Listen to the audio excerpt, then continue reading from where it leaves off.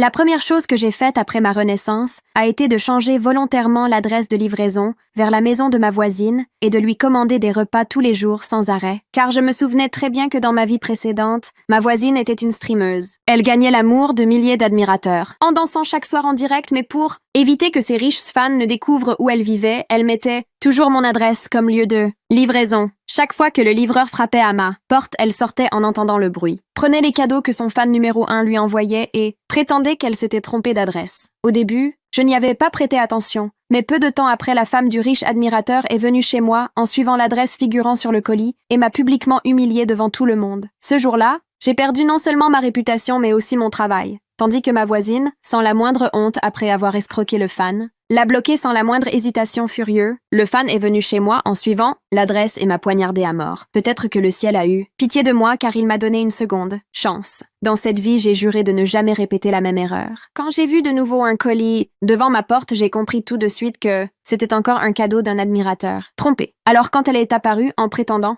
s'être trompée d'adresse pour récupérer sa livraison, je lui ai arraché le paquet des mains et lui ai dit que l'adresse indiquée était bien la mienne. Pourquoi prétendait-elle que c'était pour elle? Peut-être que c'était un cadeau? Envoyé par quelqu'un pour moi? Je pris le bouquet d'argent et tournai les talons. Pour rentrer chez moi, elle me traita alors David et dit qu'elle utilisait mon adresse depuis longtemps et que je devais lui rendre le bouquet. Mais cette fois, je n'avais aucune intention de céder. Je lui répondis froidement que cela ne prouvait pas que le colis lui appartenait, puis je refermai la porte sans hésitation. Peu importe combien elle criait. Derrière, je restais indifférente. Ensuite, j'ai commencé ma revanche. D'abord, j'ai changé mon adresse de livraison en la sienne et j'ai commencé à lui envoyer des livraisons sans interruption toute la nuit jusqu'à la rendre folle. Le lendemain, elle est venue me voir d'elle-même, en avouant que c'était sa faute et en s'excusant. Mais j'ai tout de suite compris qu'elle voulait quelque chose. Alors je lui ai demandé de dire directement son but. Effectivement, elle expliqua que le médecin lui avait conseillé de prendre plus le soleil et qu'elle voulait échanger nos chambres à cet instant. J'ai compris son véritable plan. Elle voulait que je